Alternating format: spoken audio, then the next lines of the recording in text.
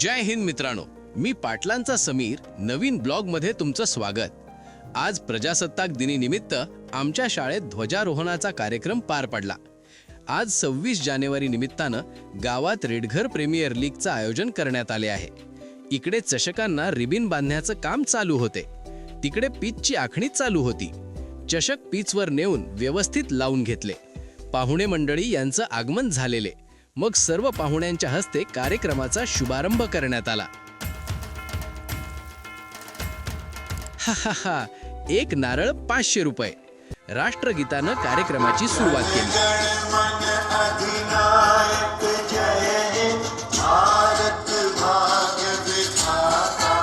इकडे टीमचं नियोजन चालू होते. टॉस करून मॅचेस सुरू झाल्या. विकेट पुढचा चेंडू अमित भोपीकडून सरळ बॅटने खेळलाय, कोणी नाहीये. प्रोटेक्ट ओ लिफ्टी ॲट सरळ कोणून काढलाय, पुढे सरसावलाय. बॅटची एक हेलिकॉप्टर उडवलाय. अभिषेक महाराजांचा सत्कार करण्यात आला. महाराष्ट्राची शान मानतात आमच्या येवन जोडीला.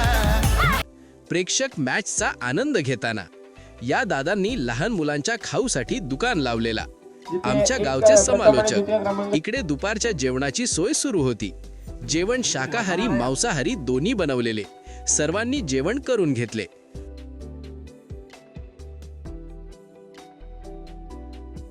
कोलंबस ग्रुपचा नादच नाही. हे बघा कट्टर समर्थक. मात्र माधवी किती चीड आहे बघा.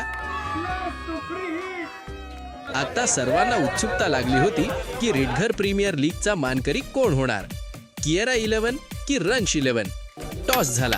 किएरा 11चे सलामीचे फलंदाज मैदानात जात असताना त्यांना प्रोत्साहन देत होते. मॅच सुरू झाली. संघांनी 31 धावा पूर्ण केल्या होत्या.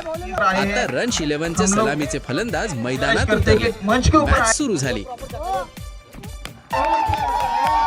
2026चा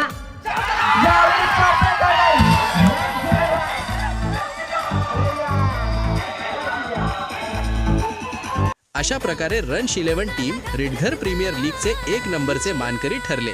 तसेच किएरा 11 2 नंबरचे मानकरी झाले. अशा पद्धतीनं आमच्या गावातील रेडघर प्रीमियर लीग पार पडली.